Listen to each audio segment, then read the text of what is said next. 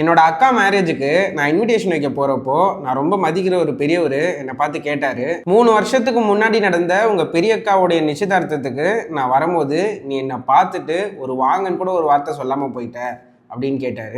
எனக்கு அதை கேட்டுட்டு செம ஷாக் ஆகிடுச்சு. பிகாஸ் நான் ஒரு மேலே ஒரு பெரிய மரியாதை வச்சுருக்கேன். அண்ட் இது வரைக்கும் நல்ல நட்போட தான் 2 பேருமே பழகிருக்கோம். அண்ட் நானும் யாரையும் பார்த்துட்டு பார்க்காம போகிறது கிடையாது. அந்த ஈவெண்ட்டில் மட்டும் 100கணக்கானவங்களை நானே பர்சனலாக வெல்கம் பண்ணேன். ஸோ நான் அவர்கிட்ட சொன்னேன், இல்லை நான் உங்களை கண்டிப்பாக பார்த்துருக்க வாய்ப்பே இல்லை, உங்களை பார்த்துருந்தாக்கா நான் கண்டிப்பாக வெல்கம் பண்ணால் போயிருக்க மாட்டேன்னு. அதுக்கு அவர் இல்லை நீ என்னை கண்டிப்பாக பார்த்துருப்பேன் அப்படின்னு சொன்னார்.